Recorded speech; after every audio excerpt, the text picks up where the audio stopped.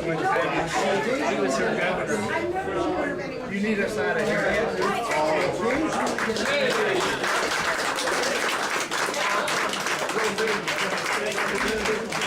Thank you, guys. For years. I used to see you all the time. Nice to meet you, Governor. I saw you all the time. You get up there and play activist. Get up there and play your guitar for us. Yeah, you must have been in Baltimore. I was in Baltimore and others. Indianapolis. What's your bird's name? It's a Tui. Hi, everybody.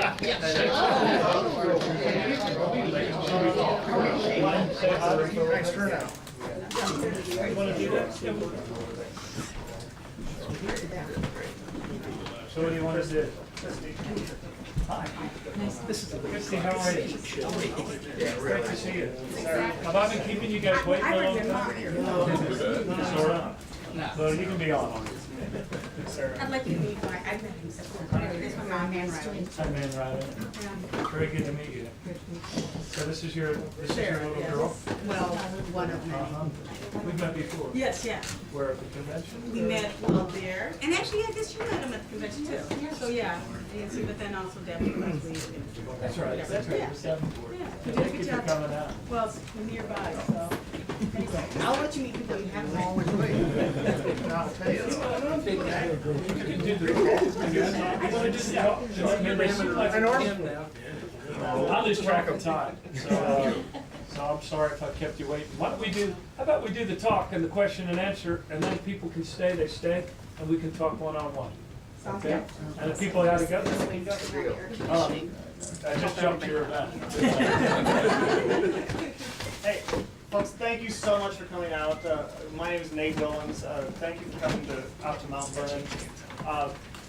Wanted to, first of all, thank my mother, Arlie, and my wife, Maggie, for helping to put all of this together. And we also have a couple of elected officials we should recognize as well. I think State Representative Art Stade. I saw Art here. There he is. Hey, Art. State Representative Liz Bennett is here. And we have our former State Representative Ro Faggy is here. Yeah, Ro. And Nate Willems also. Yes. Yeah. Real briefly, folks, as Democrats in Iowa, the caucuses are about organizing. So find a candidate that excites you, get engaged and volunteer for them. Because when you do that, we've got a pretty good chance that you're going to stay involved with the county party, or with the legislative candidate, or with the congressional candidate, and that is indispensable for us being successful next year. Quick example. Long time ago, when I was a little kid, 1983 and 1984, you had Walter Mondale, former vice president, running a caucus campaign in Iowa. You had Alan Cranston, Jesse Jackson, Fritz Hollings, and then Gary Hart, all running caucus campaigns, getting people excited, engaged, and energized in the process, all throughout 1983 and 84. And then that next year, with all those people that they brought into the process, all those extra oars in the boat, a guy by the name of Tom Harkin beats an incumbent Republican senator. So the caucuses matter for us. But speaking of back in 1984, I'm sure Gary Hart had many talented people in Iowa, but one of the talented people he had working for him is right here. Governor O'Malley came to Iowa in 1983 in Scott County. Scott County. That was my area. He later went on to be elected to the Baltimore City Council in 1991. Elected mayor of the city of Baltimore in 1999. Was elected governor in 2006 of the state of Maryland and re-elected in 2010. And he's left office, and he's primed and ready and excited to take his message to the whole country. So, Governor, thank you very much. We're so happy to have you. And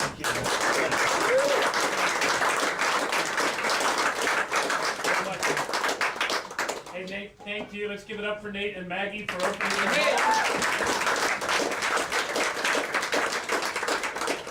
And Nate, thank you for your service to all of us in the state legislature.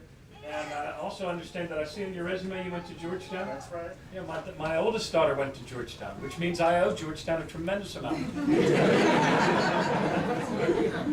a really tremendous amount. But I also want to thank, was it Art and Liz, who just got done with your legislative session in Iowa. I tell you, the people who run for office and who serve us in the arena of compromise that is your legislature, I think deserve all of our gratitude and respect. Thank you for fighting for education. Thank you for fighting for our kids and our schools.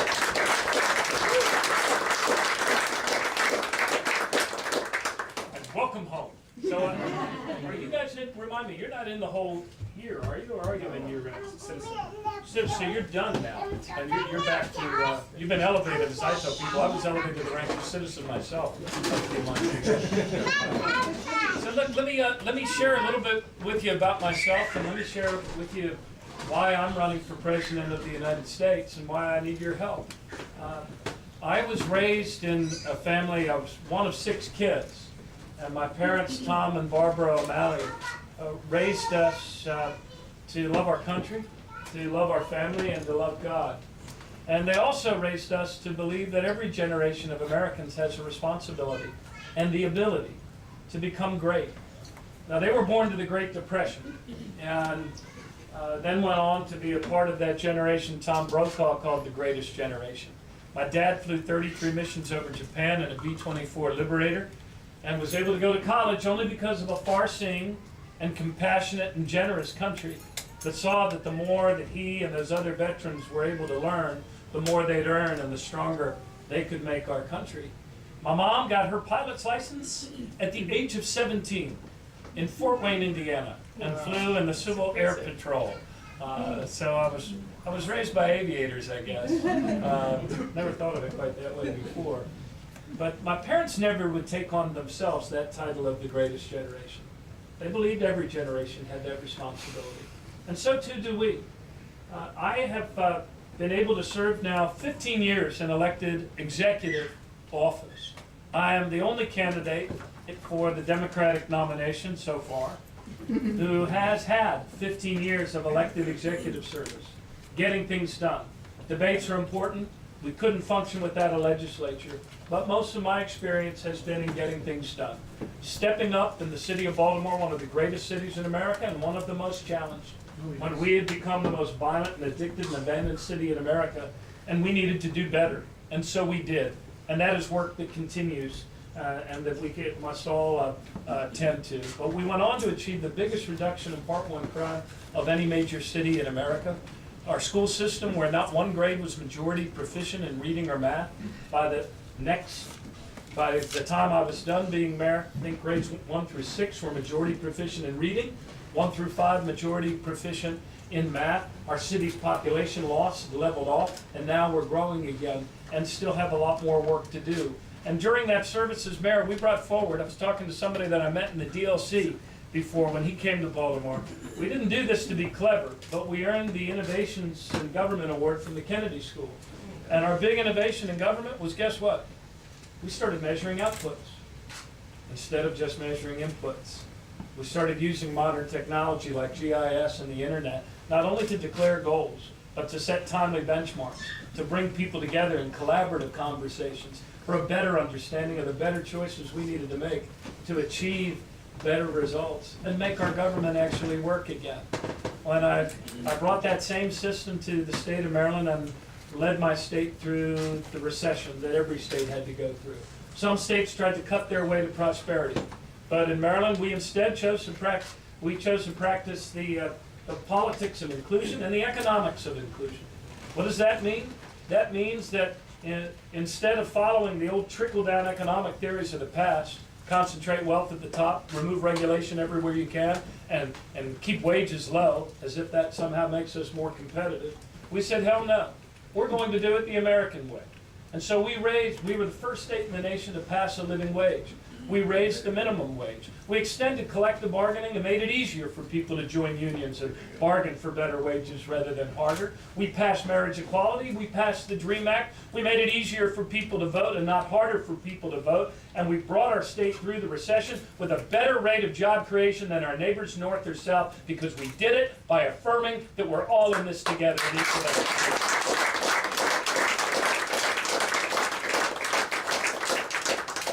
So what does that have to do with the here and now? What does this have to do with this most important of places, a family's home in Mount Vernon, Iowa? As I've traveled around the country, I've been asking this question, and we'll do it here. How many of you, by show of hands, firmly believe that you've enjoyed a better quality of life than your parents and grandparents enjoyed? Raise your hand. Almost every hand, right? Hands down. Second question. How many of you believe just as firmly that your children and grandchildren will enjoy a better quality of life than you have enjoyed? Raise your hands. A couple, but not many. And that is why I am running for president. The most powerful thing we share together is the truth of the American dream that says we're all in this together. In our idea of nation, there is no such thing as a spare American. And wherever we start, through our hard work, through our commitment, through our love of our family and of one another, we should be able to make a better way for ourselves, a better life for ourselves, and a better life with greater opportunity for our children and grandchildren. But right now, the truth of that American dream is hanging by a thread. When I asked that question in Polk County about 4 weeks ago to 350 Democrats, only 5 people raised their hand. The hard truth of the matter is this. Look, we should all be rightly proud of what President Obama has done to put us on a better path. I mean, I remember 7 years ago. We had no idea when the loss of jobs was going to stop. We had no idea whether our financial industry might be totally gone when we woke up in the morning. President Obama made tough choices, but no president is a magician. He's the president. He made the best choices he could to save us from a second Great Depression, and he did. He rescued our manufacturing industry. He extended for the first time health care coverage so that every American, if their child gets sick, can take him or her to the hospital. And all of those are good things. But the hard truth of our times is this. Because of the accumulation of other choices that were made in those years when we mostly followed trickle-down and trickle-down light, we have arrived at a point in our country's economy and our country's history where we have never seen wealth and power concentrated in the hands of so few as we have today. And it is sucking opportunity out of the homes of the many. And history the world over has shown that when any nation gets to a point in time where wealth is this concentrated in the hands of the few, that there's only 2 paths forward. One is a sensible rebalancing based on the common good we share. And we've done that before as a nation, and we can still do it now. The other path is pitchforks, and more of them, or stones, or Molotov cocktails, in the hands of more and more of our young men who are angry and unemployed, feel unneeded, unlistened to, unwanted, and literally work less today than they were 10 years ago. 75% of us are now earning the same or less than we were 12 years ago. And that is not how our country is supposed to work. That is not how our economy is supposed to work. How is it that you can get pulled over in our country for a broken taillight, but if you had one of the mega big banks on Wall Street that wrecked our nation's economy, you're untouchable? That's not the American dream. And we can and we must do better. We are better than this. We still have time to be great. We still have time to make the investments we must in our children's education and affordable college. How is it that we've gotten to a point where you can finance a car or a home cheaper than you can send your kid to college? What's that about? And our own Congress can't do the business to reduce those interest rates? It doesn't need to be this way. These things did not blow in off the Gulf Stream. This is not something China and India is doing to us. These are things we're not doing for ourselves. We need to remember once again. We need to return to our true selves again. And remember that an economy is not money. An economy is people. And so yes, like our parents and grandparents, we should always raise the minimum wage to keep it above the poverty line for all of us.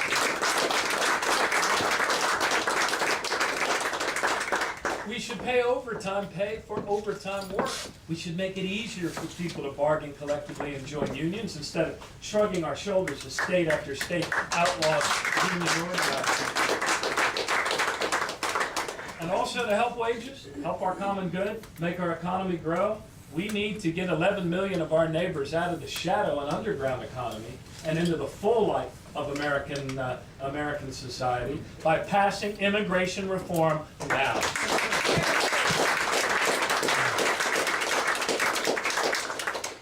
I have traveled now all over our country, and I am absolutely convinced that we are moving to a much more connected, a much more compassionate, and a much more generous place.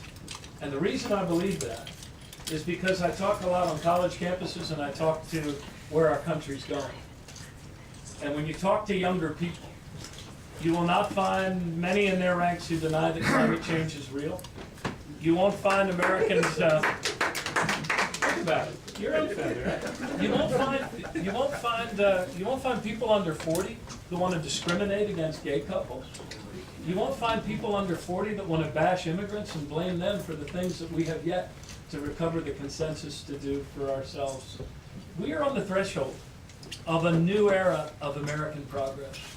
And our children and our children's world has never needed us more to craft an American jobs agenda that's a match for the climate challenge, to harness the ingenuity and the talents of rural America to lead us into this future. Look what you guys did with wind. 10 years ago, it was nowhere, and now you have a new industry. There are new ideas, new industries, and urgent work that needs to be done rebuilding our cities and small towns as places of justice and opportunity again. But no one's going to do this for us. These are things we have to do ourselves. The great poet laureate of the American dream, Bruce Springsteen, once asked, is a dream alive if it don't come true? Or is it something worse? You and I have the power to make the dream true again.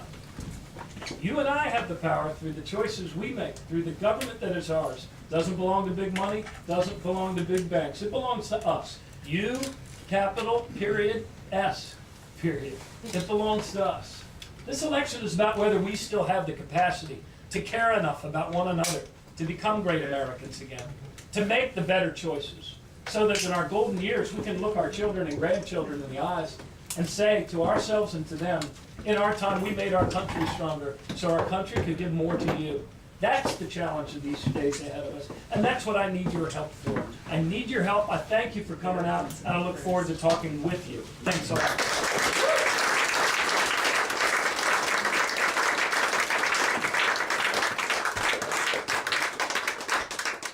So Q&A, this is the fun part, right?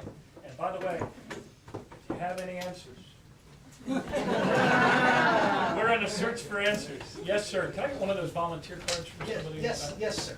Okay, I have a question for you, and it regards, the state of mental health in our country. I know that this is a very important issue on our state level, but it's also very, very much as a social agenda, as people are stigmatized.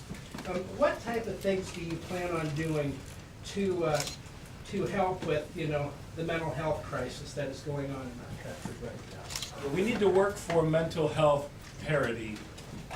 So many, and it's a challenge, that we have throughout the country. It's particularly acute in rural areas where the numbers are just make it a little more challenging. So, look, I'd love to stay in touch with you, and I'd love to figure out how we can do better. What the experience I had in our state was we had made some great gains, not by separating diagnoses, but by better coordinating care and realizing that quite often people that are suffering from some sort of a physical illness often have also mental health needs. And similarly, people with substance abuse problems can have both physical and mental health needs as well. So we're getting smarter as a people in using technology to kind of strip away the anonymity of numbers and instead be able to provide more coordinated care. And I think that's a piece of what's required. But we got to keep working to parity. I have Yes, sir. your speech was very inspiring, but I have a quibble, if I may. Quibble away. I've been quibbled at before. You talked about measuring outputs, and I assume you were talking about education. And there are areas where outputs, quote unquote, cannot be measured. So to use that as a panacea to make education more effective seems to me as short-sighted. In the creative areas, for example, to talk about outputs is absurd. So I wonder about your kind of mechanistic thinking about that. Mechanistic thinking. I'm not sure I've been quibbled at this mechanistic before, but I wasn't thinking of education in particular, but I would not exclude education from the benefits of performance management and performance measurement. This is what I was talking about. At the risk of getting a little wonky, I'm going to ding the bell when I go beyond 60 seconds on that. We created a new word. If you Google the word CityStat, CITISTAT, that was a new program that we brought forward when I was mayor of Baltimore. And we, in essence, borrowed a good idea that was working in the NYPD in New York to measure where and map with GIS, now pretty ubiquitous technology that all of us, many of us assume it's been here forever, but believe it or not, it hasn't been here forever. 15 years ago, like nobody used it. And so we used that, New York used it to map where the crimes, where crimes were happening and then to deploy the police to the crimes. And then there are 4 tenets to it really. Timely, accurate information shared by all, rapid deployment of resources, effective tactics and strategies, and relentless follow-up. And by that, what we mean is that the executive insists that we know what the big goals are, that we have benchmarks so we know whether what we're doing is working any better this week than last week to achieve them, and that we have regular conversations every 2 weeks. And so we took that as the first city, and we applied it enterprise-wide, not only to crime, but to trash, to schools, to transportation, and the like. And it does have some merit in education, but I also understand your point as the father of an educator. My daughter is a first-grade teacher in Baltimore City Public Schools, and that we have to be about educating the entire child and the entire person. And I do think that sometimes the pendulum swings too far into believing formulas, mechanics, and the testing will increase until your achievement goes up. That's not how it works. But we also took this and we applied it at the state level. We called it State Stat, and we used it for improving the health of the waters of the Chesapeake Bay.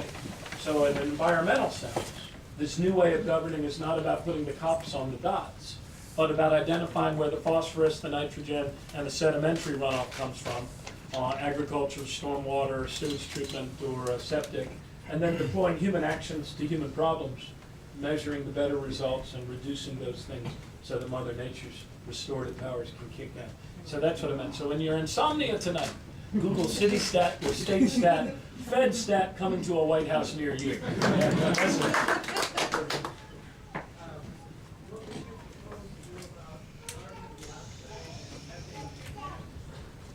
Yeah. Carbon dioxide and methane in the atmosphere. You're talking about climate change, and I think one of the best indicators of how a person will act in office is what they've done before, particularly if they've had executive experience.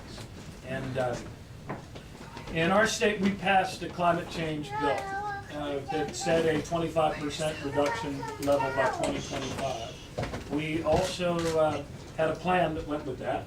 It was one of our 16 strategic goals for our state. Another strategic goal was to reduce energy consumption by 15% by 2015. And then the third strategic goal was to dial up our renewable portfolio, which had been 7% renewables, and get it up to 20% renewable by 2022.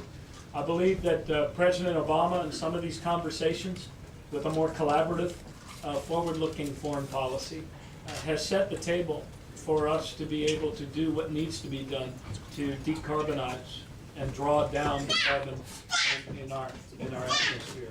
It's not going to be easy, but we have to do it, and we have no choice but to do it.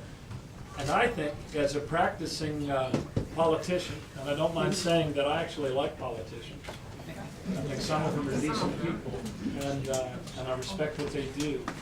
I think that what the change we need to make as a party is to stop talking about climate change in ways where we where we connect the dots in a line that leads us all straight to hell. Because as Thomas Merton once said, any appeal that begins from a standpoint of despair is doomed to fail. But if we look at the climate challenge as something that's happening for us, rather than something that's happening to us, something that can bring forward an age of new jobs, healthier air, healthier communities, and greater opportunity, I think people can get up for that. And that's the sort of ambition that's worthy of a great people. Mr. O'Malley, Yes, sir. I'm also taking photos, but I'm the vice chair of the Democrats, just a county north. We had a big conversation this morning about we can have all the ideas in the world and all the plans, but when you have a Republican group, let's just say, that is hell-bent on making sure that none of your vision gets accomplished, what's your plan to take that on? How do you plan on either operating stronger, softer, more strategic? How do you work around those that don't agree with you? Yeah, every election is the opportunity for a new conversation. None of us is going to be here forever. I know most of you understand that. Understand also that the Republican Congress, as it is now, will also not be there forever.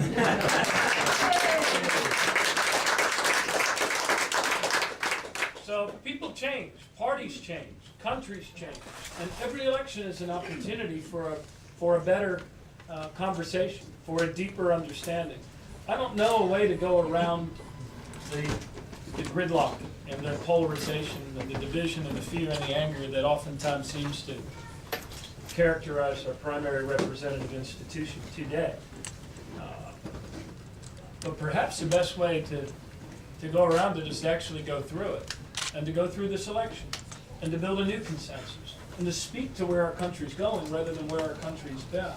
The two phrases I hear wherever I go all around the country are the phrases getting things done and new leadership. All of us have this sinking sense that maybe we have lost our ability as a people to get things done. And as it settles on all of us that our economy's not working really well for the majority of us, we also know that we can't change that unless our government actually functions and unless we can get things done. So I plan to speak to that desire that I know is very broad and it transcends party differences. And it's particularly powerful among younger people. And I think if we speak to where our country's going and our better angels, I think we'll have a new Congress. We will, one way or the other. And if we start acting like a party and working at our state houses and keeping our governors who currently draw those congressional district borders, we will also have a better Congress. I know in your state you have a bipartisan commission. It'd be great that we could all move in that direction, and that's a piece of this too. But for the here and now, the time's now, this is the conversation. And the dawn is often darkest, the night is often darkest right before the dawn. Yes, Governor, Linda. you come from a beautiful state. Thank you.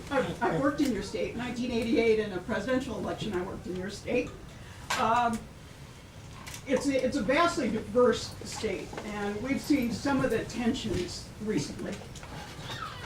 Iowa is not a particularly diverse state, but we have an incredible smear on our souls in the state of Iowa, and that we have one of the worst records for incarcerating people of color in the nation. Finally, the disparity, the percentage of people, particularly black people, who are in Iowa prisons is way out of sync with what our population is. That has finally become a national discussion, the disparate incarceration. Can you speak a little bit to that, coming from the state that does have incredible diversity? Yes. And the things that we as citizens need to do across the country. Yeah. As Americans, we all share a pretty brutal racial legacy, 300 or 400 years in duration. And that legacy has been intertwined with law enforcement and public safety throughout our history. So it is a wound that we have to constantly tend. There's healing that we have to constantly be mindful of, and work that we have to be about every single day. As you might imagine, when I ran for, we had these conversations every day, all through the summer of 1999 when I ran for mayor of Baltimore. That was the year that we had allowed ourselves to become the most addicted, the most violent, and the most abandoned city. And there was not a day that went by in the course of that campaign when I announced until the finish in a majority African American city when we weren't talking about policing the police, doing a better job of intervening earlier in the lives of our young people, and also doing more on drug treatment to treat the health aspects of this colossal life-taking challenge, rather than just the law enforcement aspect of it. As in most things in life, there's not just one answer. It's not an either-or situation. It's required us to do both and more and more and more. When I completed my term of office as governor after 2 terms, I mentioned the results we had in Baltimore City. Maybe I should mention them again. We achieved the biggest reduction in Part 1 crime of any major city in America. We drove overdose deaths down to record lows. We put a whole lot of things in place to do a better job of policing the police. We've greatly beefed up our internal affairs division. We streamlined the backlog of disciplinary cases so that they didn't just go in a corner someplace and languish. We started doing 100 integrity stings a year of our own police officers. We had a fully staffed civilian review board, which was relatively new for us, and for the first time, I put money in the budget to give them their own independent detectives so that they could investigate cases. We constantly tracked the discourtesy and brutality complaints. We developed early warning systems, so if an officer racked up a few discourtesy or brutality complaints in a short period of time, we would flag them, pull them off the street, try to figure out what was going on at work or at home or in their life or in some traumatic incident that they might have had on the street, so that we could address the problem before it became worse. We drove police-involved shootings down to the lowest level in modern Baltimore history. And all of that work needs to continue. At the state level, we reduced our recidivism rate by 15%. We continue to reduce violent crime down to 30-year lows statewide. We did a much better job on parole and probation and with reentry, but in particular supervising the people that needed to be supervised, and using better diagnostics to cut our juvenile homicide rate in half. And I reduced to a 20-year low our incarcerated population in the course of making us safer. And oh, by the way, we repealed the death penalty because it didn't work.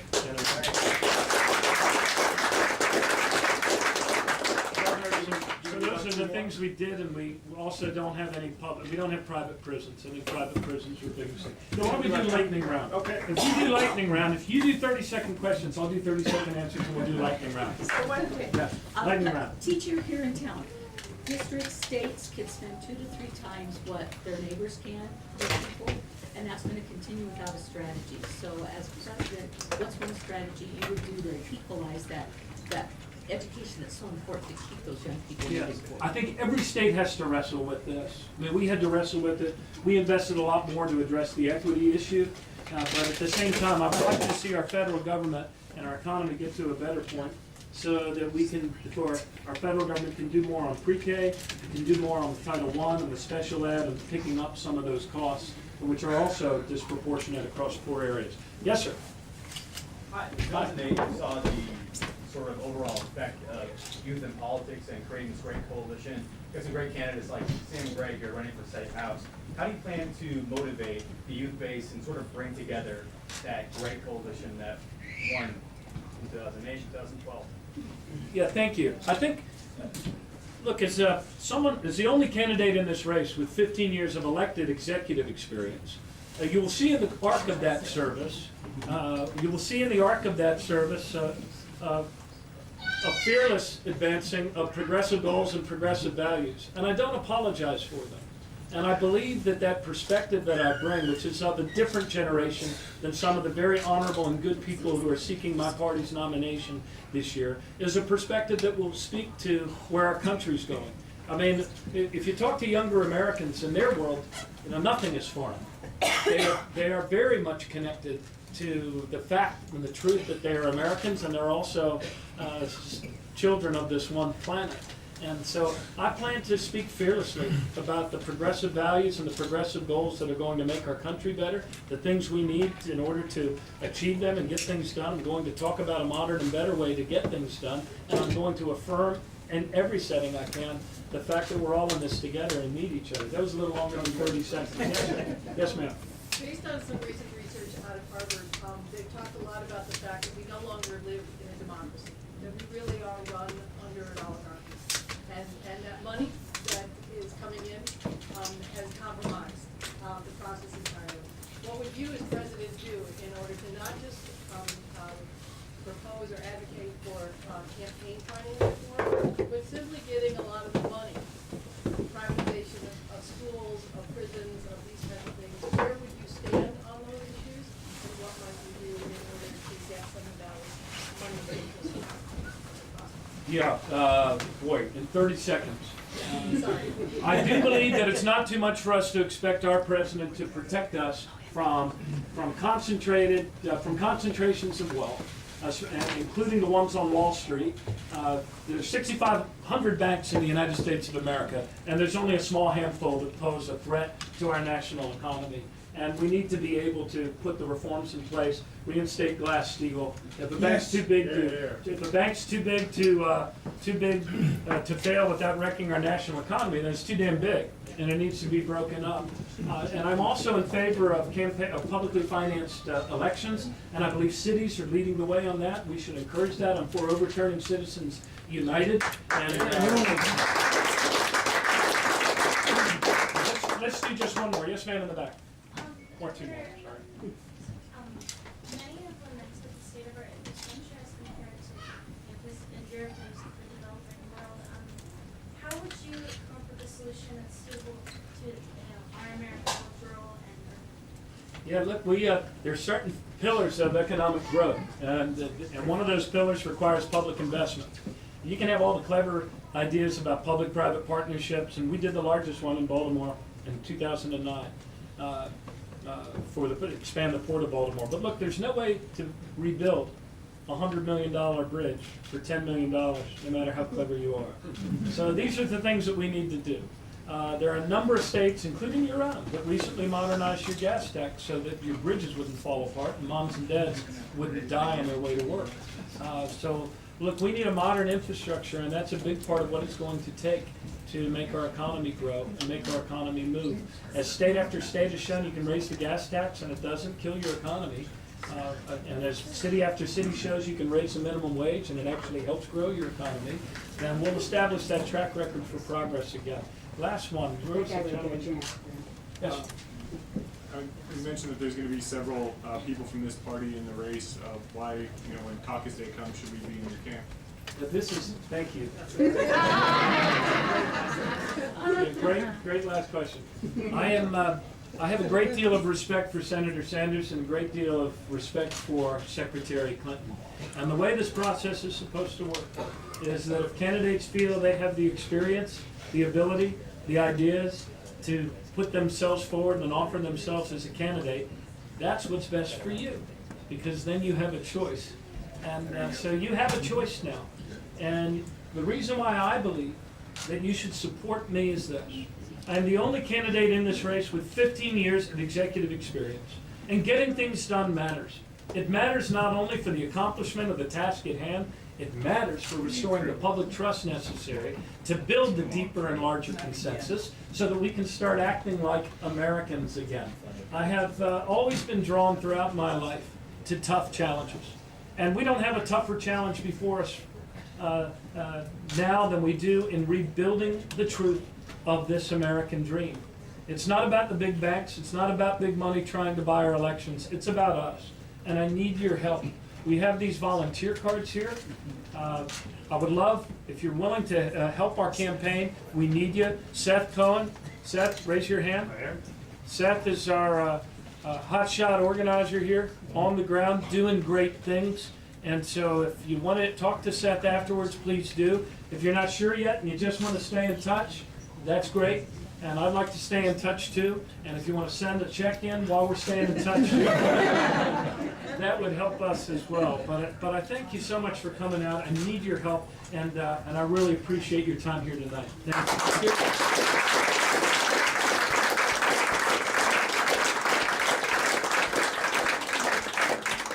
One more time, I want to thank you, Governor, for coming to Mount Vernon. Thank you for coming to our home. I think the Governor may have a few more minutes to come on up to if you'd like to meet, chat a little bit more. If you don't get a chance to, I think you can probably follow his train down to the sanctuary. They'll actually serve beer there. And then you're going to be coming back to the Hall of Fame dinner July 17th in Cedar Rapids. So please come on up, ask a question, meet the Governor, get some food, and thank you again for coming. Thank you, Nate. Thanks for doing